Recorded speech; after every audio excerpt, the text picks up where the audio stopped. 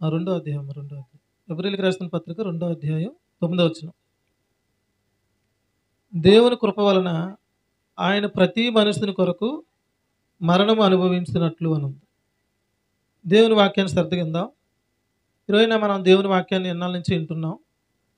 యేసు ప్రభు వారి లోకానికి వచ్చి ప్రతి మనుషుని కొరకు ఆయన ఏమయ్యాడు? మరణించాడు. ప్రాణం అనేది ఆయన పెట్టాడు. ఈరోజున ప్రతి సేవకుడు, ప్రతి విశ్వాసి ఇది నమ్ముతున్నారు. ఏమని? యేసు ప్రభు వారి లోకానికి వచ్చారు, మన కొరకు ప్రాణం పెట్టారు, సిలువలో ఆయన అప్పగించుకున్నాడని నమ్ముతున్నారు. యేసు ప్రభు వారి లోకానికి రాలగ కారణం ఆయన మన కొరకు మరణించి ఆయన ప్రాణం పెట్టి రక్తం కార్చింది మనకు నీతినివ్వడానికి, రక్షణ ఇవ్వడానికని చాలామంది నమ్ముతున్నారు. మంచిదే. అయితే నేనేమంటానంటే, ప్రభులో మనకు రక్షణే కాదు, నీతే కాదు, ప్రభు మనం ఆశీర్వదించబడడానికి, అంటే అన్ని విషయాల్లో కూడా మనం ఆశీర్వదించబడడానికి ఆయన సిలువలో వెల చెల్లించాడు. ఇప్పుడు ప్రతి సేవకుడు, ప్రతి విశ్వాసి ప్రభు నా పాపాల కొరకు మరణించాడనేది నమ్ముతున్నారు. కానీ ఏది నమ్మట్లేదంటే చూడండి ఒకసారి యెషయా గ్రంథం చూడండి, 53వ అధ్యాయం 4వ వచనం చదవండి. యెషయా గ్రంథం 53వ అధ్యాయం 4వ వచనం. నిశ్చయముగా అతడు మన రోగములను భరించును అని చెప్పాడు. అంటే ప్రభువైన యేసుక్రీస్తు ప్రభువారు మనం నీతిమంతులుగా తీర్చబడడానికి, రక్షించబడడానికి ఈ లోకం రాలేదు. దాని కొరకు వచ్చాడు. మన బలహీనతల నిమిత్తం ఆయన వచ్చాడు. మీరు దేవుని వాక్యాన్ని శ్రద్ధగా వినండి. మనం ఆదాము ద్వారా చాలా కోల్పోయాం. దాంట్లో నేను మూడు ఎక్కువ చెప్తాను. ఏంటి? ఆదాము ద్వారా మనం ఏమయ్యాం? పాపులమయ్యాం. ఆదాము ద్వారా మరణం వచ్చింది. ఆదాము ద్వారా రోగం కూడా వచ్చింది. ఇప్పుడు ఆదాము ద్వారా మనం పాపులమయ్యాం కనుక ఆయన పాపం కోసం వస్తాడా? పాపం కోసమే కాదు కదా. ఆదాము ద్వారా మనకి ఏమొచ్చాయి? రోగాలు వచ్చాయి. ఆ రోగాల కొరకు కూడా ఆయన ఏం చెల్లించాడు? వెల చెల్లించాడు. అందుకని ఇక్కడ ఎందుకు ఉందంటే, ఇప్పుడు ఈ 53వ అధ్యాయం 4వ వచనం ఏం చెప్తుంది? నిశ్చయముగా అతడు మన రోగములను భరించాడు అన్నాడు. తర్వాత 5వ వచనం మధ్య నుంచి చదవండి. 5వ అధ్యాయం, అదే 53:5 మధ్య నుంచి. అతడు పొందిన దెబ్బల చేత మనకు స్వస్థత కలుగుచున్నది అని చెప్పాడు. అంటే ఆయన దెబ్బలు ఎందుకు పొందాడు? మన స్వస్థత కొరకు ఆయన దెబ్బలు పొందాడు. మీరు అనండి జాగ్రత్తగా దేవుని వాక్యాన్ని.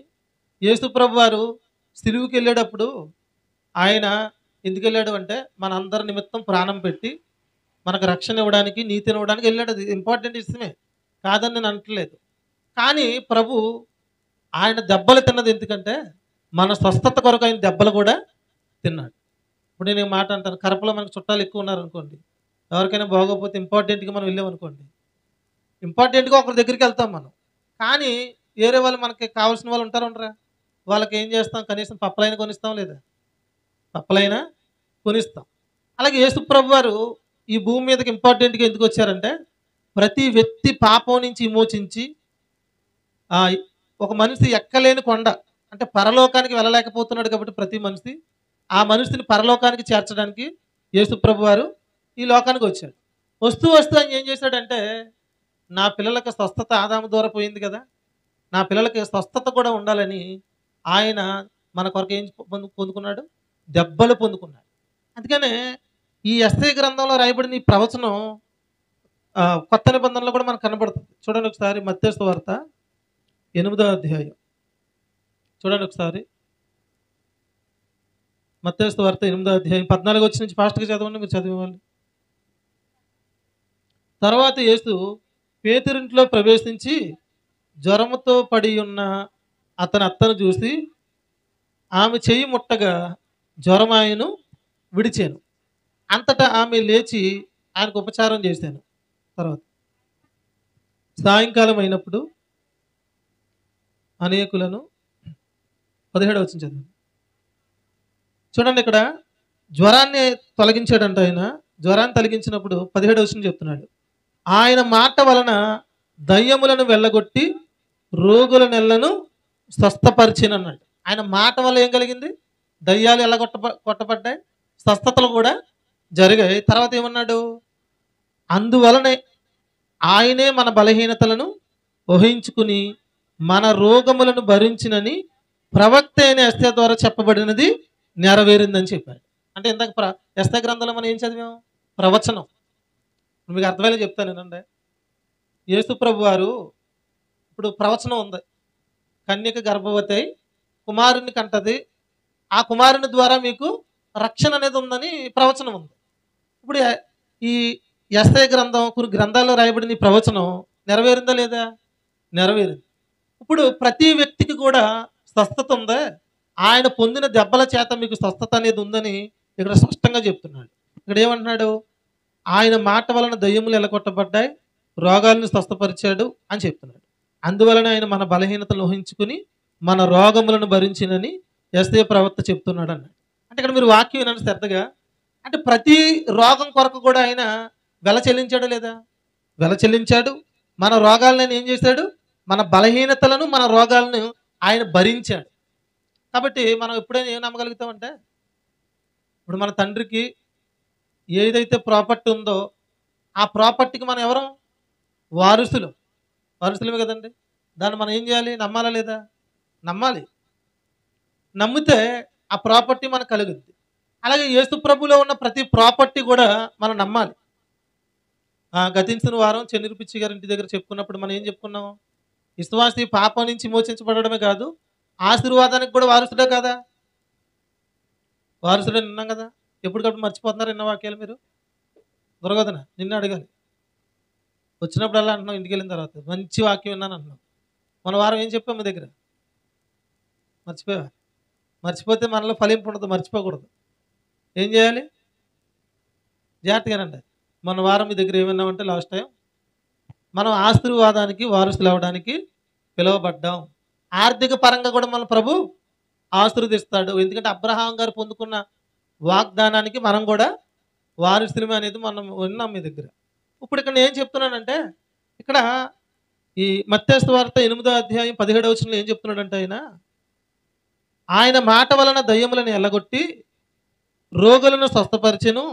అందువలన ఆయనే, అంటే యేసు ప్రభు వారే మన బలహీనతను, చదవమ్మా, ఆయనే మన బలహీనతలను వహించుకుని మన రోగములను భరించినని ప్రవక్త అయిన యెషయా ద్వారా చెప్పబడింది నెరవేరిందని చెప్తున్నాడు.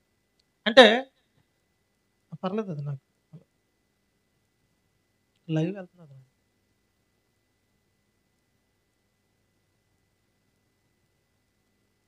జాగ్రత్తగా నన్ను దేవుని వాక్యం.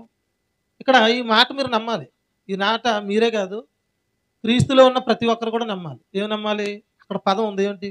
మన రోగములను భరించినని యెషయా ప్రవక్త మన బలహీనతలు, మన రోగాలు కూడా ఆయన భరించాడు. యేసు ప్రభు భరించాడు. అంటే ఆయనలో ఏముంది? స్వస్థత కూడా ఉందా లేదా? స్వస్థత ఉంది.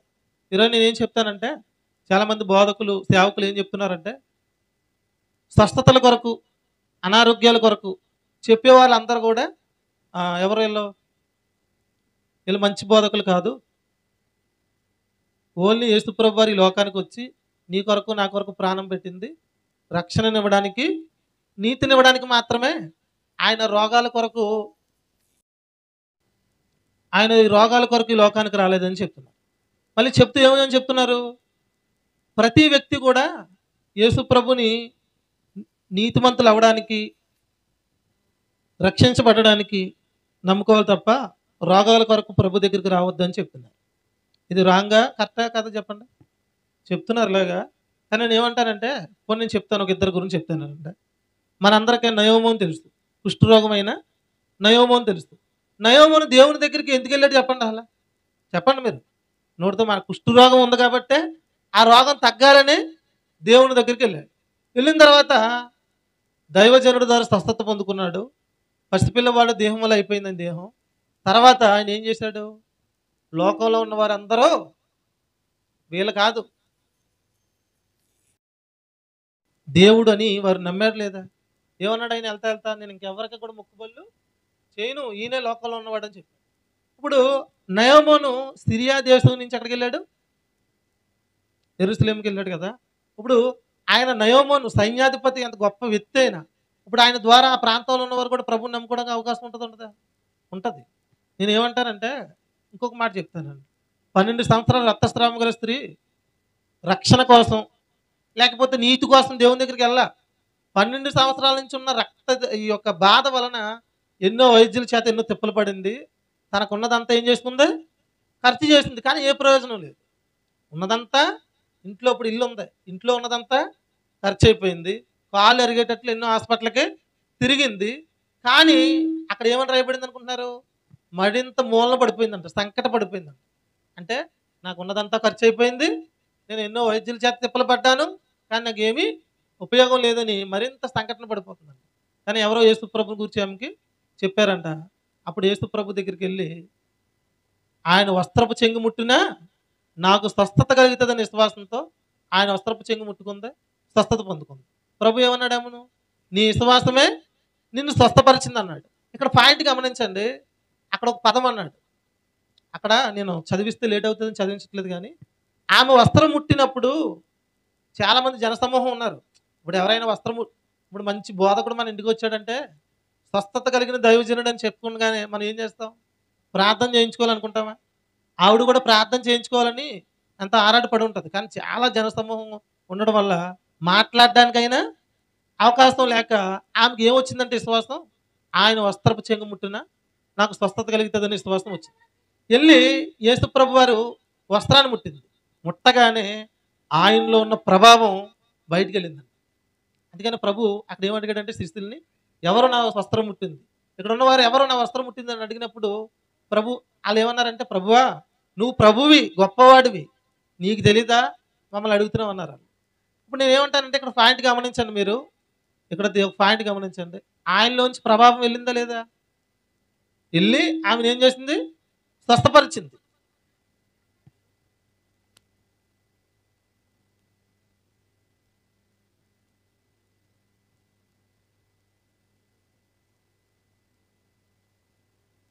జాగ్రత్త కింద వాక్యాన్ని. ప్రభావం వెళ్ళింది, ఆయనలోంచి వెళ్ళింది. అంటే ఇక్కడ మీరు గమనించండి. ఇందాక మత్తయి వార్తలో చెప్పుకున్నాం కదా మనం. ఆయనే మన బలహీనతలు వహించుకుని మన రోగములను భరించాడని చెప్పాడు. అంటే ఆయనలో ప్రభావం ఉందా లేదా? ఆ ప్రభావం ఆమెలోకి వెళ్ళిందా లేదా? వెళ్ళింది. ఇప్పుడు మనం ఏం చెప్పుకుంటామంటే నమ్మాలి మనం. ఆయనలో ప్రభావం ఉంది, నేను విశ్వసిస్తే నాకు ఆ స్వస్థత కలుగుద్ది. ఇప్పుడు నేను నిన్నేనా మొన్న ముమ్మడివారం వెళ్ళింది ఈరోజు నిన్నే ముమ్మడివారం వెళ్తే అక్కడ మావులి గారు వారి తమ్ముడు కుమార్తె అనమాట ప్రార్థన చేయమని చెప్పారు. నేను వెళ్ళిందే 5:30 6 గంటలకు వెళ్ళాను. లేట్ అయిపోద్దని ఏం చూసుకోవాలి. అసలు ఈ పరిస్థితి ఏంటని నేను గమనించాను. గమనిస్తే వారు ఏం చెప్తున్నారంటే, ఇప్పటికీ దేవుడు స్వస్థతనిచ్చాడు, ఇంకా ప్రభు స్వస్థతనిచ్చేలాగా ప్రార్థన చేయండి, ఇంకా దేవుడు స్వస్థతనిచ్చి వివాహం అయితే మా కుమార్తె బాప్తిసం పొందుకుంటుందని చెప్తున్నారు. నేనేమంటానంటే వాళ్ళు అలాగన్నారు. నేను వాక్యం చెప్పి ప్రార్థన చేశాను. వారికి సూటిగా ఒక మాట చెప్పాను. మీ పాప ప్రార్థన దేవుడు వినాలనుకుంటాడా లేదా? అనుకుంటారు కదా. మీ పాప ప్రార్థన దేవుడు వినాలి అంటే మీ పాప ఎవరు అవ్వాలి? దేవుని బిడ్డ అవ్వాలి. ఎవరు బిడ్డ అవ్వాలి?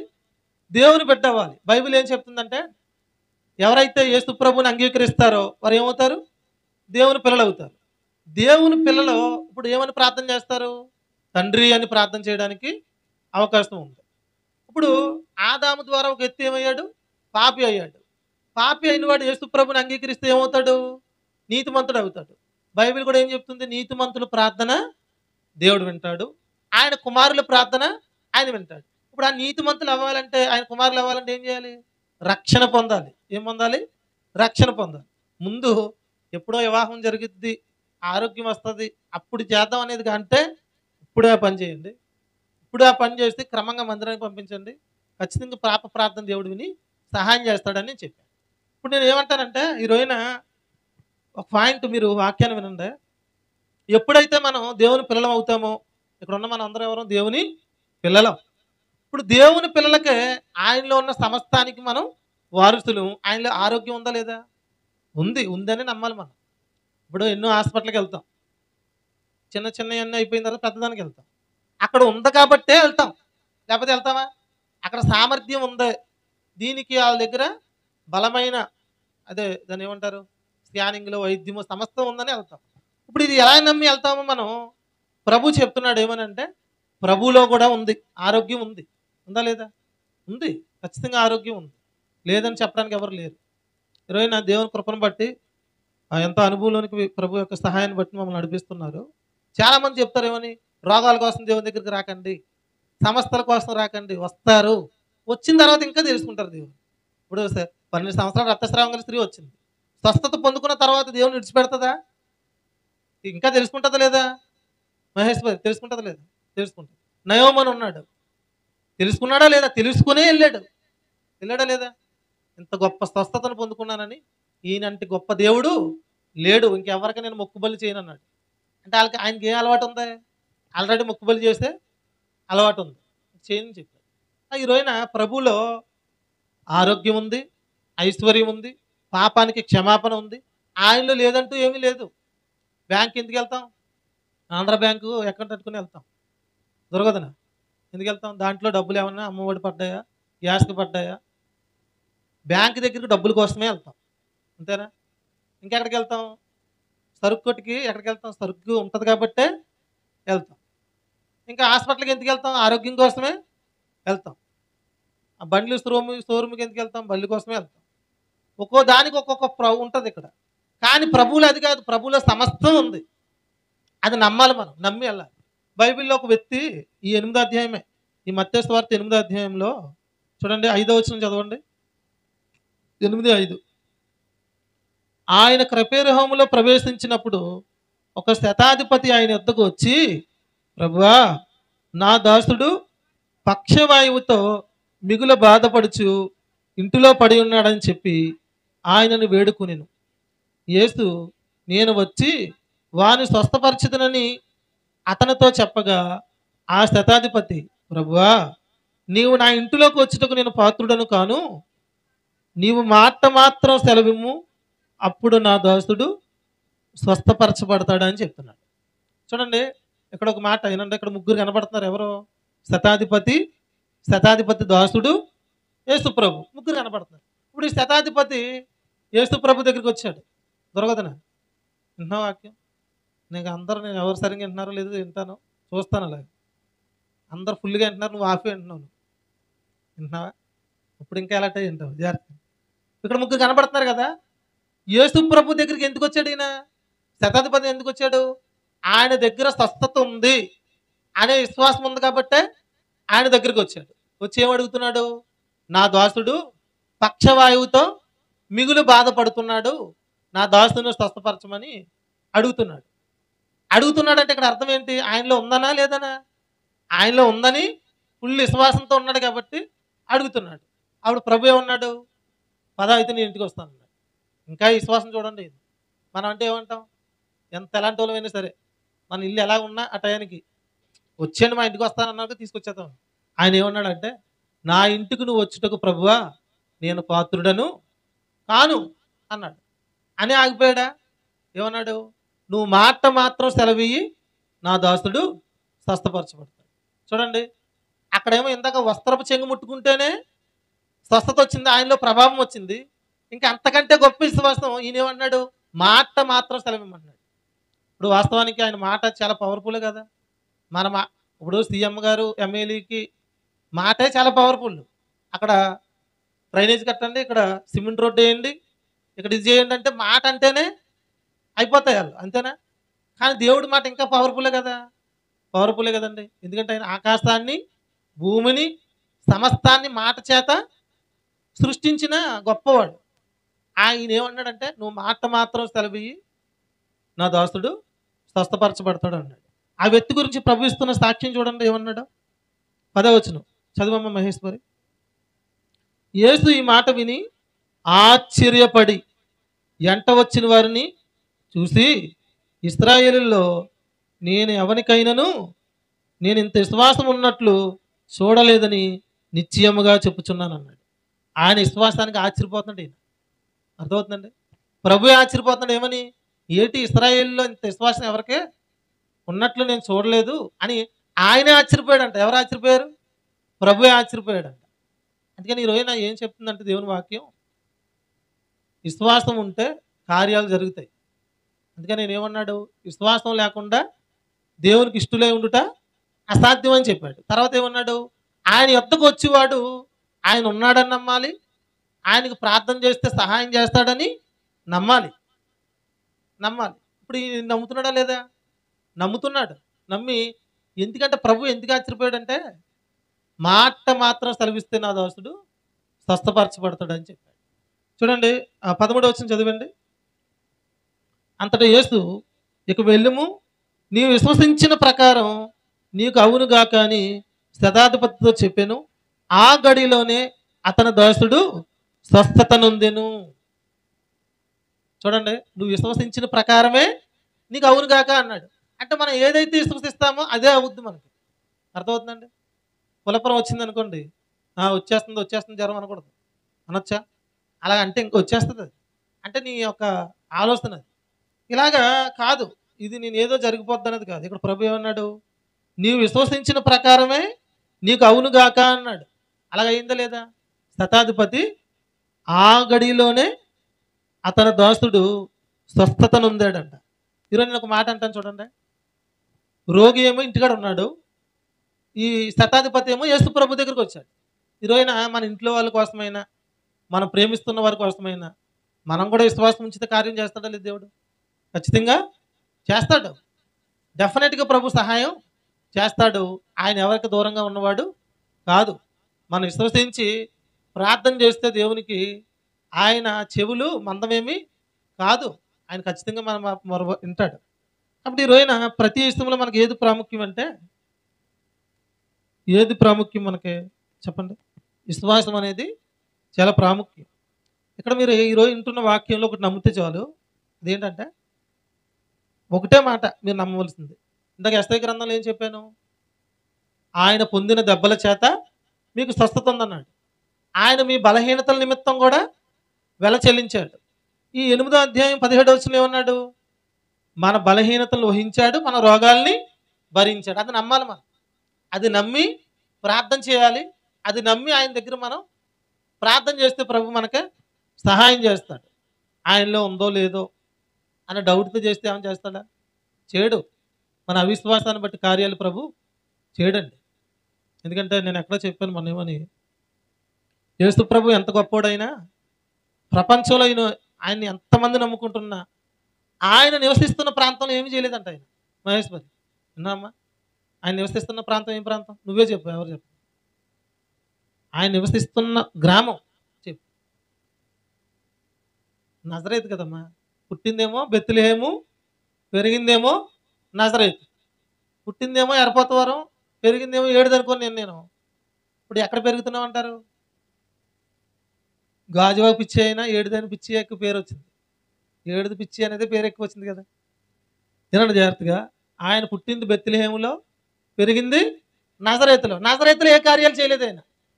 ఇంతకు చూడండి, ఇప్పుడు ఒక ఎమ్మెల్యే ఉన్నాడు, తన ప్రాంతంలో ఎక్కువ చేస్తాడా బయట ఎక్కువ చేస్తాడా? బయట ఎక్కువ చేయడు, ఆయన ఉన్న ప్రాంతంలో ఎక్కువ చేస్తాడు. ఎందుకంటే ఈయన ఉన్న ప్రాంతం ఎలా ఉంది ఏంట్రా అని అంటారని ఏం చేస్తాడు? ఆయన ఉన్న ప్రాంతం అంతా ఎక్కువ కార్యాలు చేస్తాడు. కానీ యేసు ప్రభు ఎందుకు చేయలేదు? కారణం ఒకటే, వారు ఆయన ఎందు విశ్వాసం ఉంచలేదంట. ఎందుకు ఉంచలేదు? ఏమనుకునే వాళ్ళని తెలిస్తే ఆయన అలా తిరిగితే, ఈయన మరియ కుమారుడు కాదా, ఈయన వడ్లవాడు కాదా, యేసేపు ఈయన తండ్రి కాదా, ఇలా అన్నదమ్ములు మనకు తెలియదా, ఇలా అక్క చెల్లెలు మనకు తెలియదా అని ఆయన మీద విశ్వాసం ఉంచేవాళ్ళు కదంట. వారి అవిశ్వాసాన్ని బట్టి అక్కడ ఏ కార్యం కూడా ఆయన చేయలేదండి. అర్థమవుతుందండి? అలాగే ఈరోజున మన ఇంట్లోనైనా మనలోనైనా మన అవిశ్వాసాన్ని బట్టి కార్యాలు జరగవు. మన దేవుని పిల్లలమే, నీతిమంతులమే, కానీ మన అవిశ్వాసాన్ని బట్టి కొన్ని కార్యాలు జరగవు. జరుగుతాయా? జరగవు. నేను ఒక విషయం చెప్తాను. బైబిల్లో అన్న అనే వ్యక్తి ఉంది, పెనిన్న అనే వ్యక్తి ఉంది. ఒక భర్తకి 2 భార్యలు. పెనిన్నాకి బిడ్డలు ఉన్నారు కానీ అన్నకి పిల్లలు లేరు. ఆమె చాలా ఎవరిని బట్టి, ఈ అన్న పెనిన్నాన్ని బట్టి బాధపడిపోతుంది, చుట్టూ ఉన్న వారిని బట్టి బాధపడిపోతుంది. నేనేమంటానంటే ఒక మాట, ఇప్పుడు ఆస్తులు అంతస్తులు ఎంత ఉన్నా పిల్లలు లేకపోతే ఆ బాధ చాలా పెయిన్ఫుల్ కదా. మనకు పిల్లలు ఉన్నా మనకు తెలుస్తుంది ఆ బాధ, లేని వాళ్ళకే ఆ బాధ తెలుస్తుంది. మనం ఏమనుకుంటామంటే పెద్ద ఇబ్బంది ఏముంది, అదే బెస్ట్, ఈ పిల్లలు ఏడిపించేస్తున్నారు అనుకుంటాం. కానీ ఆ బాధ అనేది మామూలు బాధ కాదు. ఎంతోమంది చీప్గా చూస్తారు, గొడ్రాలుగా చూస్తారు, ఎన్నెన్నో చూస్తారు. ఆమె చాలా బాధపడిపోతూ ఆ బాధ తట్టుకోలేక ఒక రోజు ఏం చేసిందంటే దేవుని సన్నిధికి వెళ్ళి కన్నీళ్ళు విడిచిపెట్టేసి కన్నీళ్ళు విడుస్తూ బాధపడిపోతూ ఉందంట. అక్కడ ఉన్న దైవజనుడు కూడా ఏమనుకున్నాడంటే, నువ్వు ఎంతవరకు మత్తురాలివై ఉంటావు, ఏదైనా తాగేసావా అని అడిగాడు. అడిగితే ఈమె ఏమందంటే, నేను మత్తురాలు కాదు బాబు, నేను మనో దుఃఖంతో ఉన్నాను, నేను బిడ్డ లేక నేను బాధపడుతున్నానని చెప్తే అప్పుడు ఆయన ధైర్యపరిచి దేవుడు నీకు సహాయం చేస్తాడు అని చెప్పాడు అనమాట. చూడండి ఒకసారి సమూయేలు గ్రంథానికి రండి, వెళ్ళండి ఒకసారి.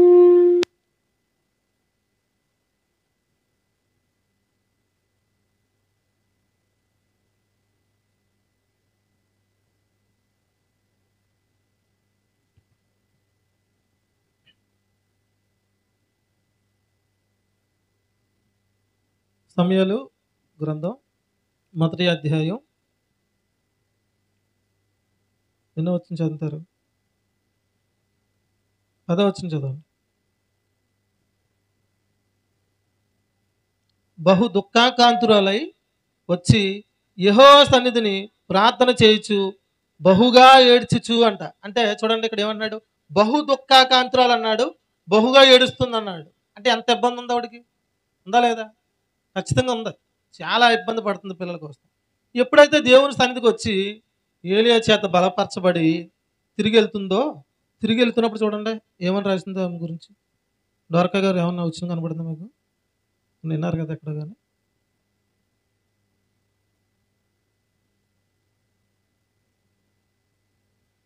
పద్దెనిమిదో వచ్చింది చదవండి, 18వ వచ్చింది. ఇప్పుడు తిరిగి వెళ్తున్నప్పుడు వినండి జాగ్రత్తగా, ఇక్కడ మిస్ అవ్వకండి. దేవుని సన్నిధికి వచ్చి బహుగా ఏడుస్తుంది, బహుగా దుఃఖాక్రాంతురాలు అయిపోతుంది. కారణం దొరకదన్న నిన్నే, పిల్లలు లేక. అంతేనా? బాగా చెప్పారు. ఇప్పుడు దేవుడు ఒక సేవకుడు చెప్పిన మాటలను బట్టి బలపరచబడి తిరిగి ఎక్కడికి వెళ్తుంది? ఇంటికి వెళ్తుంది. ఇప్పుడు ఇంటికి ఎలా వెళ్తుందో చూడండి, 18వ వచనం. ఆమె అతనితో అంటే సేవకుడితో, నీ సేవకురాలనైనా నేను నీ దృష్టికి కృపనొందుదును గాక అనేను. తరువాత ఆ స్త్రీ తన దారిని వెళ్ళిపోయి భోజనము చేయుచు ఆనాటి నుండి దుఃఖముఖిగా ఉండుట మానెను. అంటే ఇక్కడ వాక్యం జ్ఞాపకం చేసుకుంది. దేవుని సన్నిధికి వెళ్ళింది, ఏడ్చింది, ప్రార్థన చేసింది. అక్కడ దేవుని చేత బలపరచబడి, దేవుని సేవకుడి చేత బలపరచబడింది. ఇంటికి వెళ్ళింది, ఇంటికి వెళ్ళి భోజనం చేసి అక్కడి నుంచి ఇంకా దుఃఖం మానేసింది. కారణం, దేవుడు నాకు ఇస్తాడు, నేను దేవుని సన్నిధికి వెళ్ళాను, ఆయన ఉన్నాడు కాబట్టి నేను ప్రార్థన చేశాను, ఆయన నాకు సహాయం చేస్తాడు. ఇప్పుడు అవిశ్వాసం ఉందనుకోండి, మళ్ళీ ఇంటికి వెళ్ళి కూడా ఏం చేస్తుంది? మళ్ళీ ఏడుతుంది, మళ్ళీ బాధపడుతుంది. కానీ ఆయన బాధపడుతుంది ఇప్పుడు అక్కడ ఏమైనా దుఃఖముఖురాలు అయిపోయి మానేసిందండి. ఇంక ఏడటం అనేది మానేసిందంట. కారణం ఏంటంటే ఒకటే, దేవుడు ఉన్నాడు, నేను అక్కడ మొక్కుబడి చేశాను, అక్కడ నేను దేవుడిని ప్రార్థన చేశాను, ప్రభు నాకు సహాయం చేస్తాడు. దీన్నే అంటారు రెస్ట్ అని అంటారు. ఒక వ్యక్తి రెస్ట్లోకి రావాలి. రెస్ట్ అంటే ఏంటంటే విశ్రాంతిలోకి రావాలి. విశ్రాంతి అంటే ఏంటో తెలుసా?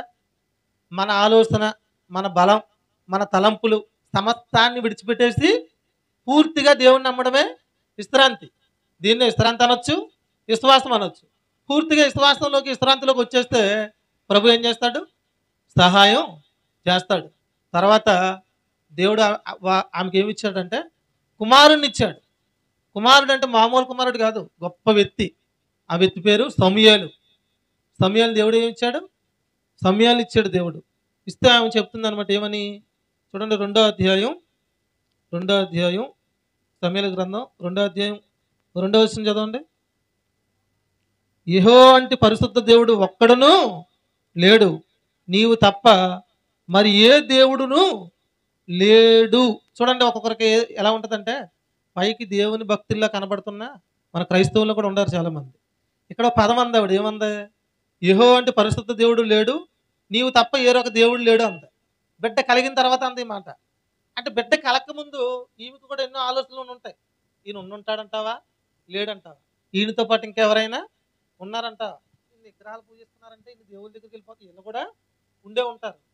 పనిలో పని వాళ్ళకు కూడా మొక్కేస్తే 10 దేవుళ్ళకి మొక్కేస్తే ఏదో దేవుడు కరుణించకపోతాడా అని ఉండకూడదండి. ఎప్పుడు ఒక మాట ఉండాలి. దేవుడు ఉన్నాడు అని నువ్వు నమ్మితే ఆయన మీదే నువ్వు విశ్వాసం ఉంచాలి. అంతేనా?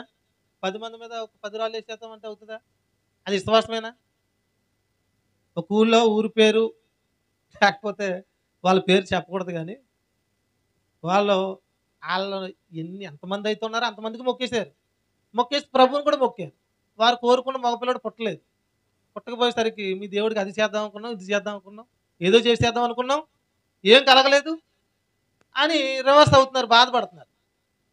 ఇప్పుడు నేను అంటాను, దేవుళ్ళో మన విశ్వాసం ఉంచితే సమస్తం సాధ్యమేనా కదా? సాధ్యమే. కానీ వాళ్ళు ఏం చేశారు? 10 మంది ఉంటే 10 మంది మొక్కేస్తే అది విశ్వాసం ఎలాగవుద్ది? అవుతదా? అవ్వదు కదా! కాబట్టి ఈ రోజున మీరు గమనించండి. నేను ఒక రోజున చెప్పాననమాట. మా ఊరు కొండమ్మ, పుట్ట కొండమ్మ గారు ఆడపిల్ల పుట్టి ఒక 6, 7 సంవత్సరాల వరకు మళ్ళీ దేవుడు గర్భం ఇవ్వలేదు. గర్భం ఇచ్చిన తర్వాత వారు ఏం కోరుకుంటారు ఇప్పుడు? ముందు ఆడపిల్ల పుట్టిన తర్వాత మగపిల్లాడే కదా కోరుకుంటారు. చాలా ఆశపడుతుంది. భర్త కూడా ఏమంటాడంటే మగపిల్లోడు ఇవ్వకపోతే నిన్ను మందిరానికి కూడా పంపించడం కష్టమే అన్నట్టుగా మాట్లాడుకున్న టైంలో భయపడుతున్నప్పుడు నేను ఒకటే అన్నా. ఆల్రెడీ పుట్టిన తర్వాత కాదు. ఇప్పుడే మనం ఏం చేయాలి? నమ్మేవాలి. ప్రభు ఇచ్చేస్తున్నాడు నాకు అని నువ్వు నమ్ము. ప్రభు ఏం చేస్తాడు? సహాయం చేస్తాడని చెప్పినప్పుడు ఆమెకు నిజంగా ప్రభు అద్భుతమైన సహాయం చేశాడు. నేను అంటున్నాను కానీ రిప్లై ఏమి రావట్లేదు ఏంటి అనుకున్నాను. కానీ ఒక రోజున ప్రార్థన చేయడానికి వెళ్ళినప్పుడు నేను ప్రార్థన చేస్తున్నప్పుడు పాస్టర్ గారు ప్రభు నాకు మగపిల్లోడు ఇచ్చేస్తున్నాడని నేను ఆల్రెడీ నమ్మేస్తున్నాను అని చెప్పి అలాగే ప్రభు సహాయం చేశాడు. అలాగే ఈ రోజున ఇక్కడ ఏమంటుందంటే దేవుడి యెహోవా అంటే పరిశుద్ధ దేవుడు ఒక్కడునూ లేడు, నీ తప్ప ఏరే దేవుడు లేడు, మన దేవుని వంటి ఆశ్రయదుర్గం లేదని చెప్పి 10వ వచనం చదవమ్మా. 2:10 ఆ పై వచనం చదువు 10కి పైన ఈ మాట చూడండి అందరూ. బలము చేత ఎవడును జయము నందడు అని చెప్తున్నాడు. బలం చేత ఎవడన్నా జయం నందుతాడా? వినాలి అందరూ జాగ్రత్తగా. ఈ పెనిన్న ఈ అన్న ఎలకాని భార్యలు వీళ్ళిద్దరు. ఎల్కాను ఇప్పుడు వాస్తవానికి ఆస్తిపరంగా చాలా ఉన్నతమైన స్థితిలో ఉన్నారు. మరి అంత స్థితిలో ఉన్న దేవుడు ఇవ్వాలా లేదా? గర్భఫలం యెహోవా ఇచ్చు బహుమానం దేవుడు ఇవ్వాలి కదండి. కాబట్టి ఈ రోజున ఇక్కడ ఏమన్నాడు? 10వ వచనం 2:10 పైలో బలము చేత ఎవడు జయం పొందడు. ఆ జయం ఇచ్చేది ఎవరు? దేవుడే. అందరు దేవుని స్తోత్రాలు చెప్పండి. దేవుడే జయం ఇవ్వాలి మన జీవితంలో. ఇవ్వాలంటే మనం ఏం చేయాలి? ప్రభుని విశ్వాసంతో నమ్మాలండి. ఈరోజు నేను ఏమంటానంటే ఈరోజు మీరు ఒకటి నమ్మండి. ప్రభులో సమస్తానం ఉంది, ఆయనలో లేదంటే ఏది లేదు. నేను విశ్వసిస్తే ప్రభు సహాయం చేస్తాడు.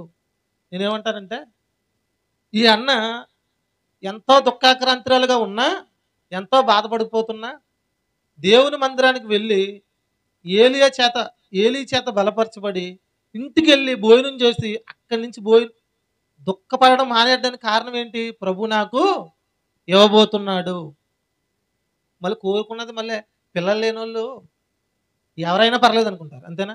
ఆడపిల్ల అయినా పర్లేదు, మగపిల్లలు అయినా పర్లేదు అనుకుంటారు. కానీ ఇక్కడ ఏమని తెలిసి ఆవిడ మగపిల్లవాడినే కోరుకుంది. కోరుకొని నాకు ఆ కుర్రవాడిని ఇస్తాడు ప్రభు అని విశ్వసించింది. కాబట్టి అక్కడి నుంచి దుఃఖంతో ఉండడం మానేసింది. అంటే దుఃఖంతో అంటే ఇంక చింతతో ఉండడం మానేసింది.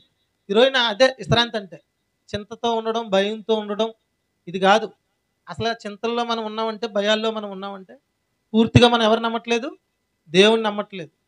కాబట్టి మీరు గమనించండి, దేవుని వాక్యం ఏం చెప్తుందంటే ప్రభు ఉన్నతమైన సహాయం ఆమె జీవితంలో చేశాడు. మన జీవితాల్లో కూడా ప్రభు చేస్తాడు. అందుకని ఏమన్నాడు ప్రభు చూడండి, ఫిలిప్పీయులకు రాసిన పత్రిక 4వ అధ్యాయం 6వ వచనంలో ఏమన్నాడు?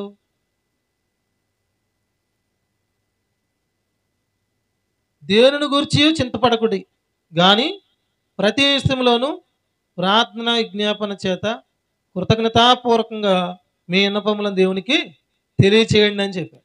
అంటే ఇప్పుడు అన్న ఏం చేసింది చెప్పండి అందరూ? దేవుని సన్నిధికి వెళ్ళింది, చింతించడం మానేసింది. ఏం చేసింది? ప్రార్థన చేసింది. ప్రార్థన చేస్తున్నప్పుడు ప్రార్థనకు ప్రతిఫలం ఇచ్చాడా లేదు? దేవుడు ఇచ్చాడు.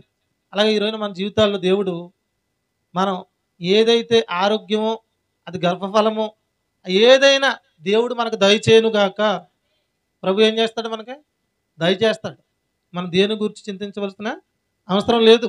అందుకని ప్రభు ఇక్కడ అన్నాడు చూడండి, మార్కు సువార్త 11వ అధ్యాయం 24వ వచనం చదవండి. మార్కు సువార్త కొత్త నిబంధన 42వ పేజీ, మార్కు సువార్త 11వ అధ్యాయం 24వ వచనం చదవమ్మ మహేష్. ప్రార్థన చేయనప్పుడు మీరు అడుగుచున్న వాటినెల్లను పొంది ఉన్నామని నమ్ముడి, అప్పుడు మీకు కలుగునని మీతో చెప్పుచున్నాను అన్నాడు. ఏమన్నాడు? ప్రార్థన చేయుచున్నప్పుడే నేను ఫలాంది పొందబోతున్నానని నమ్మండి, మీకు అది కలుగుతుందని చెప్తున్నాడు దేవుడు. అంటే అక్కడ అన్నాక నమ్మిందా లేదా? దేవుని సన్నిధికి వెళ్ళింది, ప్రార్థించింది, వాక్యాన్ని బట్టి నువ్వు చింతించొద్దు, భయపడొద్దని ఒక వర్తమానం పొందుకుంది, అక్కడి నుంచి ఏడడం మానేసింది, పూర్తిగా దేవుని మీద ఆనుకుంది, నాకు కుమారుణ్ణి ఇవ్వబోతున్నామని నమ్మింది, అలాగే కుమారుణ్ణి పొందుకుంది. అలాగే ఈరోజు మనం ఏం నమ్మాలి చెప్పండి? చింతన విడిచిపెట్టాలి, భయాన్ని విడిచిపెట్టాలి, మనోదుఖం విడిచిపెట్టాలి, ప్రభువుని అడిగింది ప్రభు నాకు దయచేస్తాడని మనం నమ్మాలి. ఈరోజు మనం ఎక్కువ శాతం మనకు వచ్చిన వర్తమానం ఏంటంటే ప్రభువులో సమస్తం ఉంది. ఈరోజు మీరు నమ్మండి, ఎక్కువగా ప్రభువులో ఆరోగ్యం కూడా ఉంది. ఉందా లేదా? ఇప్పుడు ఆయన స్వస్థపరచడమే కాదు, యేసు ప్రభు వారి శిష్యులకు కూడా అధికారం ఇచ్చాడా లేదా? సేవకులకు కూడా అధికారం ఇచ్చాడా లేదా? ఇచ్చేటప్పుడు చూడండి, యేసు ప్రభు శిష్యులను ఏమంటాడు చూడండి. ఆయన 10వ అధ్యాయం, మత్తయి సువార్త 10వ అధ్యాయంకి రండి.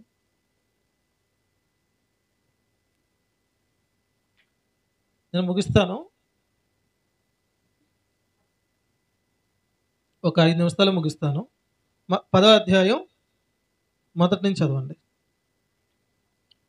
ఆయన తన 12 మంది శిష్యులను పిలిచి అపవిత్రాత్మల మీద వెలగొట్టుటకును, ప్రతి విధమైన రోగములను, ప్రతి విధమైన వ్యాధిని స్వస్థపరచుటకును వారికి అధికారం ఇచ్చెను. అంటే ఇక్కడ చూడండి, ఆయన కొన్నిట్లో మీరు చేయగలరు, కొన్ని చేయలేరు అని అన్నాడు. ఏమన్నా అనలేదు. అక్కడ ఏమన్నాడు? ప్రతి విధమైన రోగమును, ప్రతి విధమైన వ్యాధిని స్వస్థపరచుటకు వారికి అధికారం ఇచ్చాడు. ప్రతి విధమైన వ్యాధి అంటే అది ఏ వ్యాధి అయినా ప్రభు ఏం చేస్తాడు? స్వస్థపరుస్తాడు. ఆయన కొన్ని చేయగలడు, కొన్ని చేయలేడు అనేది నా కాదు. ఇప్పుడు నేను ఉన్నాను, నాకు పిల్లలు ఉన్నారు, నా పిల్లలకి నేను కొన్ని చేయగలుగుతాను, కొన్ని చేయలేను. ఇప్పుడు కారు కొనమంటే కొనగలదనా? కొనలేను. 2 అంతస్తులు డాబా కట్టమంటే కట్టగలదనా? కట్టలేను. కానీ మీరు గమనించండి, దేవుడు ఇస్తాడా లేదా? దేవుడు సమస్తానికి, ఇప్పుడు ఆయన మనకు తండ్రి, మనం ఆయన కుమారులు. ఆయనకి అసాధ్యమైంది ఏది లేదు, ఆయనకి సమస్తం సాధ్యమే. ఇక్కడ మీరు ఈ వచనాలని మీరు ఎప్పుడైనా వాక్యం చెప్పినప్పుడు మీరు ఒక బైబిల్ తెచ్చుకుంటారు కదా, ఒక దాన్ని ఏమంటారు, పుస్తకం, పెన్న కూడా తెచ్చుకోండి, ఆ రిఫరెన్స్లు రాసుకోండి. మళ్ళీ దాన్ని రిఫరెన్స్లు మళ్ళీ రేపు మధ్యాహ్నం ఎప్పుడో ఖాళీగా ఉన్నప్పుడు సరే చదువుకుంటే ఇంకా మీకు ఎక్కువ ప్రభు సహాయం చేస్తాడు. అక్కడ ఏమన్నాడు? ప్రతి విధమైన రోగమును, ప్రతి విధమైన వ్యాధిని స్వస్థపరచుటకు వారికి అధికారం ఇచ్చాడంట. అలాగే వాళ్ళు కూడా ఏం చేశారు? 8వ వచనం చదవండి. 10:8 రోగులను స్వస్థపరచుడి, చనిపోయిన వారిని లేపుడి, కుష్టి రోగులను శుద్ధులుగా చేయనండి. ఇక్కడ ఒక మాట చాలు, ఏమన్నాడు? రోగులను స్వస్థపరచమని చెప్పాడు. అంటే ఈరోజున ప్రభు సమస్తాన్ని ప్రభు చేయడమే కాదు, శిష్యులకు కూడా అధికారం ఇచ్చాడు. బాధ ఎక్కడ కలుగుతుందంటే చాలామంది ఏం చెప్తున్నారు, ఇప్పుడు ఒక వ్యక్తికి విశ్వాసం లేకపోతే ఏం చేయాలి? విశ్వాసంలో బలపరచాలి, అంతేనా? ఇప్పుడు దుర్గోధన ఏదో బాధతో ఇబ్బంది పడుతుంది అనుకుందాం, వాక్యం ద్వారా బలపరచబడినప్పుడు చెప్తాను, మామూలుగా అర్థం చేసుకోండి. ఒక 100లో 25% విశ్వాసం ఉండి 75% విశ్వాసం లేనప్పుడు వాక్యం చెప్తున్నప్పుడు ఆ 75% కూడా విశ్వాసం వచ్చేస్తే ఏం జరుగుద్ది? కార్యం జరుగుద్ది. అంటే మన జీవితాల్లో దేవుడు అటు స్వస్థతను ఇస్తాడు. 25% ఆ వదిన ఉందనుకోండి, ఆ వదిన దగ్గరికి వచ్చి ప్రభు స్వస్థపరచగలడు అనుకుంటున్నావా? ఏం చేయడైనా ఆయన వచ్చింది నీ స్వస్థత కోసం అనుకుంటున్నావా? లేదు లేదు, ఆయన పాపాల కోసం వచ్చాడు, మన పాపం నుంచి విమోచించడానికి వచ్చాడు, రక్షణ ఇవ్వడానికి వచ్చాడు. మేము దానికి వస్తే మీరేంటి రోగాల కోసం ఇలాగా అని చెప్పచ్చా? చెప్పకూడదు. అదే చెప్తున్నారు ఈరోజు చాలామంది, అలాగే ఉంది చాలామంది. కానీ నేను ఏమంటానంటే పోనీ ఇంకా మీకు గ్రహింపు రావడానికి చూడండి. ఈ మత్తయి సువార్త 4వ అధ్యాయం, మత్తయి సువార్త 4వ అధ్యాయం 23వ వచనం కానీ చదవండి. 23 చదవండి. యేసు వారి సమాధి మందిరంలో బోధించుచు దేవుని రాజ్యమును గూర్చిన సువార్తను ప్రకటించుచు ప్రజల్లోని ప్రతి వ్యాధిని, రోగమును స్వస్థపరచుచు గలిలయ అంతటా సంచరించాను. ఇప్పుడు యేసు ప్రభు ఏం చేస్తున్నాడు? ఆయన రాజ్యమును గురించి ప్రకటిస్తున్నాడు, సువార్తను గురించి ప్రకటిస్తున్నాడు, ప్రతి వ్యాధిని ప్రతి రోగాన్ని స్వస్థపరుస్తున్నాడు. చేస్తాడా లేదు చెప్పండి? ఆయన ఆయన వాటిని కూడా స్వస్థపరుస్తున్నాడు. ఎందుకు చేస్తున్నాడు? ఈ స్వస్థతల ద్వారా ఆయన తెలుసుకోవాలని. ఇప్పుడు కుమారుడు ఉన్నాడు, మాట వింటలేదు, బడికి వెళ్ళట్లేదు. బడికి వెళ్ళలేనోడు ప్రయోజకుడు అవ్వలేడని మనకు తెలిసి ఏం చేస్తాం? నీకు సైకిల్ కొంటానరా, నువ్వు ఇంత పాస్ అయితే నీకు ఫలాంది కొంటానరా, ఏదో ఒక రకంగా చేస్తామా లేదా? ఈరోజున ప్రభు ఏం చేస్తాడు చెప్పండి? స్వస్థతలు ఇస్తూ, ఆరోగ్యాలు ఇస్తూ, ఒక వ్యక్తి జీవితంలో అద్భుతాలు చేస్తూ, ఆ వ్యక్తికి తను తను తెలుసు కనుపరుచుకుంటాడు. ఏమని? నేను ప్రభువుని, నా ద్వారానే మీరు పరలోకం వెళ్ళగలరు. నువ్వు చిన్న చిన్న వాటి కోసం నా దగ్గరికి వచ్చావు, కానీ ఇంపార్టెంట్ విషయం ఏంటి? నీ పాపముల నిమిత్తం నేను వచ్చాను, పరలోకానికి నేను చేర్చడానికి వచ్చాను సంగతి తెలుసుకుంటారు. ఇప్పుడు అంత ఎందుకండి?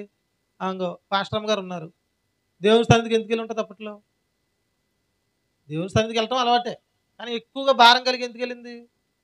మా జీవితంలో, మా కుటుంబంలో ఈ స్వాదన వచ్చింది, ఈ ఆగరు వచ్చింది, ఈ ఆగరం ఎల్ల కొట్టబడాలి అని ఎక్కువ భారం కలిగి ఉంది. అప్పట్లో ఈ పరలోకం, నీతి అన్ని పెద్ద పెద్ద సబ్జెక్టులు మనకి ఏమైనా తెలుసా? మన అప్పుడు ప్రభువులో పసిపిల్లలం. నేను ప్రభువులోకి వచ్చాను ఏమని? నేను నా జీవితంలో ఇది పోవాలి, శోధన, లేకపోతే నేను ఎక్కడి నుంచైనా బాగుండాలి, నేను సరిగా ఉండట్లేదు, నేను అంత గొప్పగా బ్రతకట్లేదు అని నేను వచ్చాను. అప్పట్లో నేను క్రీస్తునంత పసిపెట్టినే కదా, నాకు గొప్ప గొప్ప సంగతులు ఏమైనా తెలిసిపోతాయా? తెలియవు. అందుకని ఈ రోజున ప్రభువులో ఉన్న ప్రతి ఒక్కరికి అన్ని సంగతులు వెంటనే తెలిసిపో. కాబట్టి మీరు గమనించండి, ఇది నమ్మండి. మీరు ఇక్కడ ఏమన్నాడు ఆయన? దేవుని రాజ్యము గురించి యేసు ప్రభు ప్రకటిస్తూ ప్రతి వ్యాధిని, లక్ష్యం గారు అక్కడ కనబడిందా మీకు? ప్రతి వ్యాధిని తోటూరు లక్ష్యం గారు కనబడిందా అన్న? మీరే చదవండి పదం 23 వచ్చిన చదువు. యేసు వారు సమాజ మందిరములో బోధించుచు దేవుని రాజ్యమును గురించి సువార్తను ప్రకటించుచు ప్రజల్లోని ప్రతి వ్యాధిని, రోగమును స్వస్థపరచుచు అన్నాడు. అంటే ప్రతి వ్యాధిని స్వస్థపరుస్తాడా లేదా? ఆయన స్వస్థపరుస్తాడు. ఇప్పుడు శిష్యులు కూడా ఏ అధికారం ఇచ్చాడు? ప్రతి వ్యాధిని స్వస్థపరచండి అని ఇచ్చాడు. కాబట్టి ఈరోజు మీరు గమనించండి, నేను ముగిస్తున్నాను. మీరు ఒకటే జ్ఞాపకం చేసుకోండి, ఇక్కడ అందరూ యేసు ప్రభుని అంగీకరించిన వాళ్ళే. మీరందరూ అంగీకరించిన వారు అందరూ ఎవరో? దేవుని కుమారులు, దేవుని కుమార్తెలు. అంగీకరించిన వారు అందరూ ఎవరో? నీతిమంతులు. ఆయన రక్తం ద్వారా ప్రభు మనకి ఏమి ఇచ్చాడు? నీతినిచ్చాడు. ఈ రెండిటిని మీరు పెట్టుకొని, నేను దేవుని కుమార్తెని, ఆయన నాకు తండ్రి, నేను నీతిమంతురాలిని, నేను పాపంలో ఏమీ లేను, నేను దేవునికి దూరంగా లేను, సమీపంగా ఉన్నాను. ప్రభు మనలో ఉన్నాడండి. ప్రభు ఆత్మ మనలో ఉన్నాడా లేడా? ఎవడో తాగుపోతాడు అంటాడు ఏమని? దేవుని మందిరం ఎందుకు, అదెందుకు, ఇదెందుకు, దేవుడు హృదయంలో ఉంటే చాలదా అంటాడు. దేవుడు హృదయంలోకి ఎప్పుడు వస్తాడు ఆడికి అని తెలుసా? బైబిల్ పట్టుకున్న వాళ్ళకి తెలుస్తుంది దేవుని హృదయం ఎప్పుడు వస్తాడు అని. ఎప్పుడు వస్తాడు దేవుడు మన హృదయంలోనికి? ఆయన అంగీకరించినప్పుడే వస్తాడు. రక్షణ పొందినప్పుడే ప్రభు ఆత్మ మనలోనికి వస్తాడు. కాబట్టి మీరు గమనించండి, 3 క్వాలిటీలు నేను చెప్పాను. ఒకటి ఏంటి? దేవుని పిల్లలం, నీతిమంతులు, ప్రభు ఆత్మ మనలో ఉన్నాడు. మనం దేవునికి సమీపంగా ఏమీ లేవు. ఉన్నావా? వదిన దగ్గర సెల్ ఉందా? రీఛార్జ్ ఉందా? దాంట్లోకి భయం ఉండదు నీకేమని? సెల్ ఉందే, రీఛార్జ్ ఉంది, గౌరన్నీతో మా అన్నీతో మాట్లాడే ఇబ్బంది ఏమీ లేదు. నేను ఇప్పుడు వెంటనే ఎప్పుడైనా ప్రార్థన అయిపోయిన తర్వాత అయినా చక్కగా జరిగిందని చెప్పగలను అని ధైర్యంగా ఉంటుంది. ఇప్పుడు మనకేంటి? ప్రభు ఆత్మ మనలో ఉన్నాడు. మనం చేస్తున్న ప్రతి విజ్ఞాపన ప్రభు ఆలకిస్తాడనే ఒక నిరీక్షణ మనకు ఉండాలి. ఉండి మనం ఏం చేయాలంటే ఈరోజు ప్రార్థన చేయాలి. ప్రభు సమస్తాన్ని ఏం చేస్తాడు? సహాయం చేస్తాడు. సహాయం చేస్తాడు. మన వాక్యపట్నంగా చదువుకున్నాం కదా, వాక్యపట్నంగా చదువుకున్నప్పుడు చూడండి, అపోస్తల కార్యాలు, నేను ముగిస్తాను అది చదివి. అపోస్తల కార్యాలు 3వ అధ్యాయంలో ఏమన్నాడు ఆయన? అపోస్తల కార్యాలు 3వ అధ్యాయం 6వ వచనం. అంతటా పేతురు, ఎండి బంగారములు నా యొద్ద లేవు, గాని నాకు కలిగినదే నీకు ఇచ్చిచున్నాను. నజరేయుడైన యేసుక్రీస్తు నామమున నడుమని చెప్పి వాని కుడి చేయి పట్టుకుని లేవనెత్తెను. వెంటనే వాని పాదములను చిలమండములను బలము పొందెను. వాడు దిగ్గున లేచి నిలిచి నడిచెను. తర్వాత ఏమనుంది? నడుచుచు గంతులు వేయుచు దేవుని స్తుతించుచు వారితో కూడా దేవాలయంలోనికి వెళ్ళాడు. అంటే ఏమంటున్నారు వాళ్ళు? ప్రభు మాకు ఒక అధికారం ఇచ్చాడు, వెండి బంగారాలు మా దగ్గర లేవు. వాస్తవానికి అక్కడ ఆ వ్యక్తి, ఈ నడవలేని వ్యక్తి, ఎప్పుడు పుట్టి ఇలా ఉండిపోయిన వ్యక్తి, దేవాలయం దగ్గర ఉండిపోయిన వ్యక్తి, వాళ్ళు ఏదైనా భిక్షం వేస్తే చాలనుకుంటున్నాడు అంతే. రూపాయి, అర్ధ రూపాయి కాదు, ఒక 50 నోటు, 100 నోటు పాడేస్తే చాలనుకుంటున్నాడు. ఈరోజు మనం కూడా ఏమనుకుంటామంటే, తండ్రి బయటోళ్ళు ఎవరో కొంత సహాయం చేస్తే చాలనుకుంటాం. తండ్రిలో ఉన్న తండ్రి అయితే మన తండ్రి అనుకోండి, ఆయనకున్న సమస్తాన్ని మనసమే వారసులమని నమ్ముతాం. ఇప్పుడు మనం ఏం నమ్మాలి? తండ్రిలో సమస్తం ఉందని నమ్మాలి, ఆయనలో ఆరోగ్యం ఉందని నమ్మాలి. ప్రభు మన పాపాల నిమిత్తమే కాదు, మన రోగాల నిమిత్తం కూడా ఆయన వెల చెల్లించాడు అనేది మనం నమ్మాలి. నమ్మితే వాళ్ళు ఎదురు చూస్తున్నాడు అనమాట. అప్పుడు ఏమన్నారు వీళ్ళు? ఎండి బంగారములు మా యొద్ద లేవు, యేసుక్రీస్తు ప్రభు నామమున నడమని చెప్పారు. దాని నామానికి ఎంత పవర్ ఉందో చూడండి, ఉందా లేదా? అందుకని పాటలు పడతారు కదా, అన్ని నామముల కంటే పైనామము యేసుని నామము, పడతారా లేదా? కాబట్టి మీరు గమనించండి, దేవుని వాక్యాన్ని మీరు మనసును పెట్టండి. ఈరోజున చాలామంది చెప్తారు ఏమనంటే, మాకు ఎదురైన వాళ్ళు చాలామంది ఉన్నారు, ప్రభు ఆరోగ్యం కోసం నమ్మకూడదు, సంస్థల కోసం నమ్మకూడదు, మీ మొహం నమ్మకూడదు. ఏం తెలుసు వీళ్ళకి? ఏమంటున్నాడు ఆయన? ప్రతి దేనిని గూర్చి చింతించకండి, ప్రార్థన చేయండి, నేను సహాయం చేస్తానన్నాడు లేదా? చేస్తానన్నాడు ప్రభు. సమస్తాన్ని మనకే సహాయం చేస్తాడు. కాబట్టి ఈరోజు నిన్న వర్తమానాన్ని బట్టి మీరు జ్ఞాపకం పెట్టుకోండి, ప్రభు ఆయన మన బలహీనతలను భరించాడు, మన రోగములను వహించాడు. కాబట్టి ప్రభులో మనకు సమస్తం ఉంది. మీరు నన్ను తిట్టుకోవద్దు, ఒక మాట చూపించి ముగిస్తాను. నేను ఎస్ఐ గ్రంథంలో చెప్పిన మాట ఇక్కడ కూడా ఉంది. పేతురు గారు రాసిన మొదటి పత్రిక 215 పేజీ, కొత్త నిబంధన 215 పేజీ. పేతురు గారు రాసిన మొదటి పత్రిక 2వ అధ్యాయం 24వ వచనం చదవండి.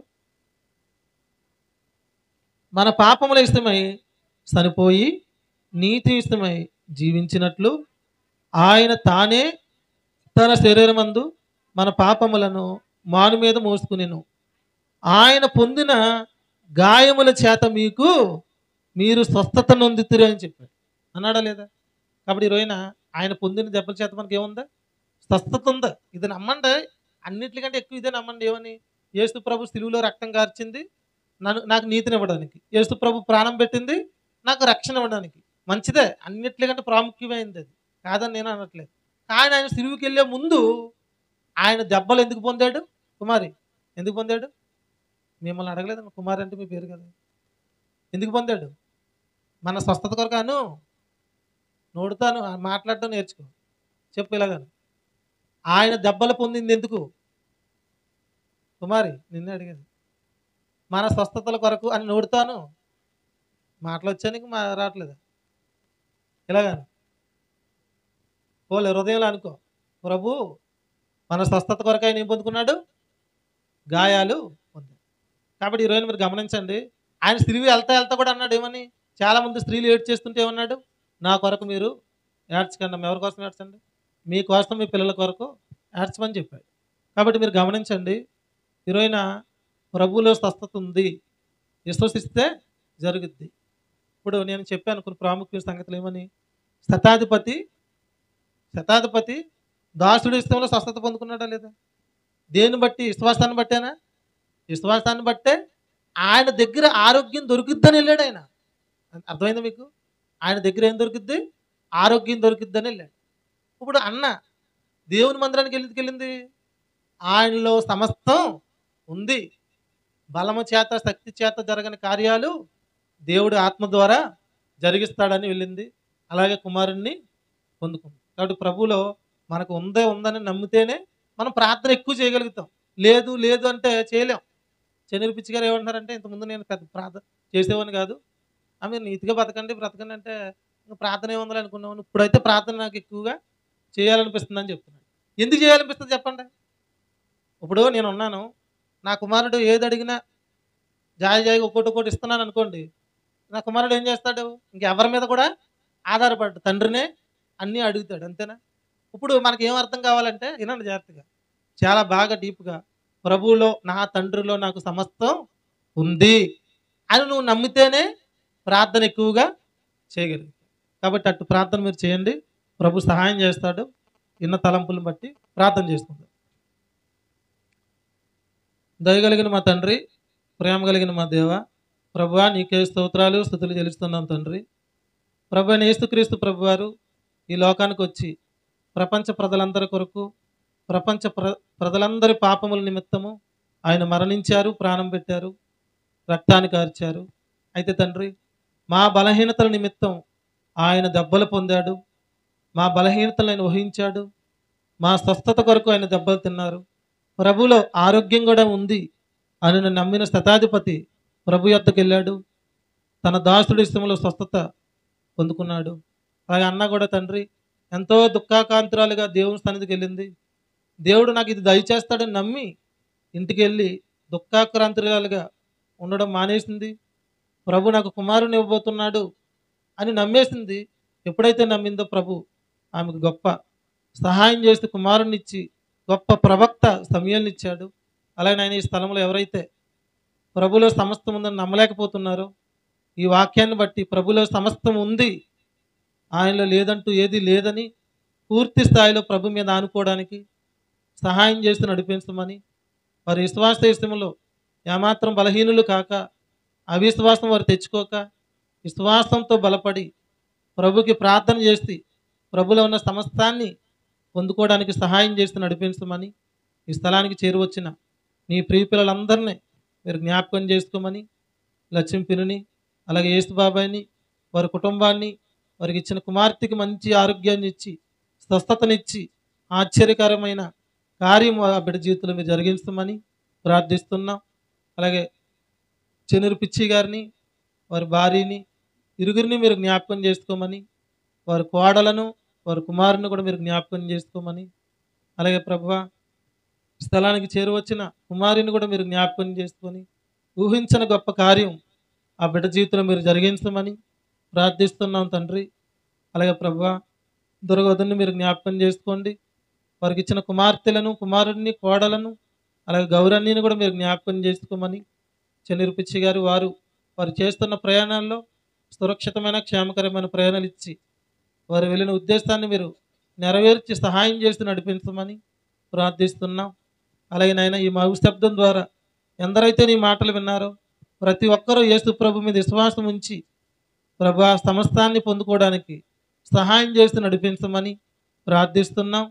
దేవా ఈ గ్రామ ప్రజలందరినీ మీరు జ్ఞాపకం చేసుకొని ప్రభుని యేసుక్రీస్తు ప్రభు ద్వారానే మేము రక్షణ పొందగలం, నీతిని పొందగలం, ఆయన ద్వారానే పరలోకానికి చేరగలమని ప్రభుని విశ్వసించడానికి, రక్షణ పొందడానికి సహాయం చేయమని, ధనము ద్వారా బలము ద్వారా జరిగిన కార్యాలు ప్రభు జరిగిస్తాడని విశ్వాసం ఉంచి పొందుకోవడానికి సహాయం చేయమని ప్రార్థిస్తున్నాం. చేరువచ్చిన ప్రతి ఒక్కరినే అలాగే నాయన గౌరి గారు వారి తల్లిగారిని కూడా మీరు జ్ఞాపకం చేసుకొని వారికి మంచి ఆరోగ్యాన్ని అనుగ్రహించమని ప్రార్థిస్తున్నాం. చేరువచ్చిన ప్రతి ఒక్కరిని కూడా తండ్రి వారికి ఏ ఇరుకులు ఇబ్బందులు ఉన్నాయో ప్రతి సమస్య నుండి, ప్రతి ఇబ్బంది నుండి మీరే సహాయం చేసి నడిపించమని ప్రార్థిస్తున్నాం. ప్రభువానికి స్తోత్రాలు చెల్లిస్తున్నాం. ప్రభు లైవ్ ద్వారా కూడా తండ్రి ఎందరైతే వర్తమానం విన్నారో వారందరిని కూడా మీరు ఆశీర్వదించమని ప్రార్థిస్తూ స్తోత్రాలు చెల్లిస్తూ మా ప్రభును రక్షకుడైన ప్రభుని యేసుక్రీస్తు ప్రభు వారి నామం పేరట ఈ ప్రార్థన మనములు అడిగి వేడుకునిస్తున్నాము తండ్రి, ఆమేన్. ఆశీర్వాదం కూడా తీసుకుందాం. తండ్రి అయిన దేవుని ప్రేమయు, ప్రభుని యేసుక్రీస్తు ప్రభు వారి కృపయు, పరిశుద్ధాత్ముడు అన్యోన్య సహవాసము, లోకంలో యథార్థంగా సేవ చేస్తున్న సేవకులకును సకల పరిశుద్ధులకును ఈ యొక్క స్థలానికి చేరువచ్చిన నీ ప్రియపులందరికీ వారి కుటుంబాలకి సదాకాలం తోడయుండును గాక, ఆమేన్. అందరికీ వందనాలమ్మా.